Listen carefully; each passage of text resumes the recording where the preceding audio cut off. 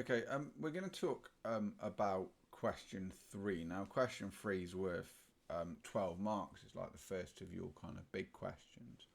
And it's going to ask you about why a particular thing was significant. Now, I guess with all of the questions on your exam paper, this is the one where lots of things could potentially come up. It's probably the hardest one to predict.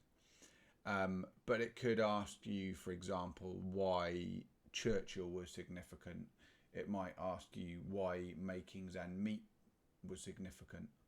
It could ask you why the Wall Street crash was significant. It could ask you, like in this case, why nationalisation was significant, why the introduction of the NHS was significant. So there's many, many topics that this could cover. It's kind of one of those where it's testing your overall knowledge of a topic. Now, what you've got to do initially, so we're going to look at this from the perspective of nationalisation. There's three steps to this. The first step is where you write a kind of introduction. There's a bit of a background to what's going on at the time, so a bit of a background to the topic and where it fits into our work. The second bit is where you have to write a detailed section on the topic itself. So that's where your all your information comes in. In this case, your detailed section will talk about how Labour nationalised the coal industry, transport industry, and electricity and gas. So that's where all your key information is going to be in there. And then you conclude with a well-supported judgment. So overall why it was significant again. But let's talk about step one. I've given you quite most of a step one because I think it's quite hard sometimes to put it all in context. But essentially what I've kind of put here, and you can copy out the first bit, then you're going to have to do the next bit yourself.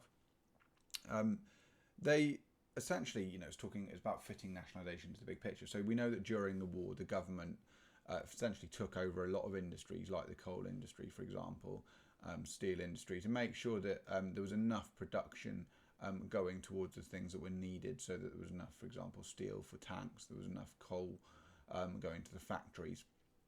And this meant that those industries were actually doing quite badly in the 30s, did quite well during the war.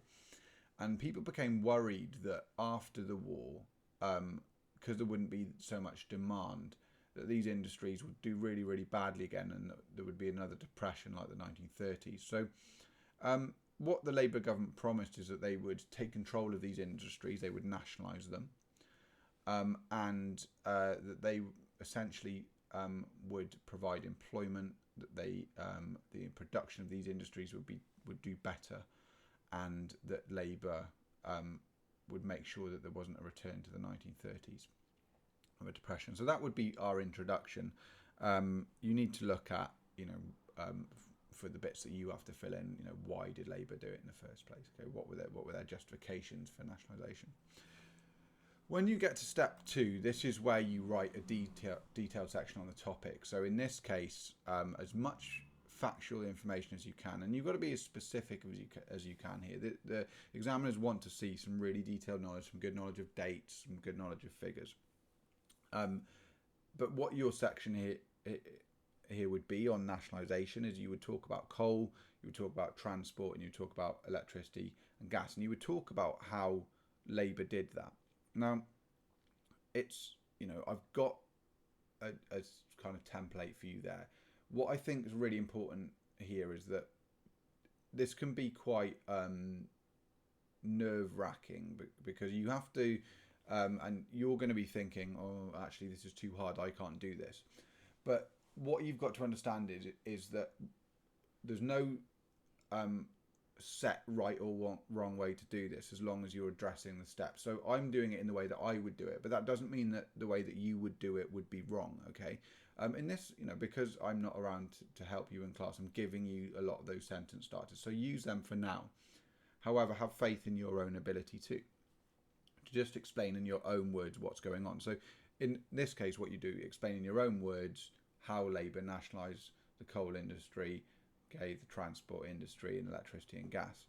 And that's your middle section. And then your end section here is just talking about it, the overall context. So, the fact that most people regard nationalisation as a success, that this essentially protected jobs and gave people more jobs. The fact that it saved these failing industries like coal. Actually the coal industry did quite well, and most people believe that the nationalisation of these industries in the long run was very, very good. If Labour had not done this, maybe then we would have seen a return to the 30s. So a little bit of a paragraph at the end on that to give it some overall context. Again, I know this is hard. Give it a go.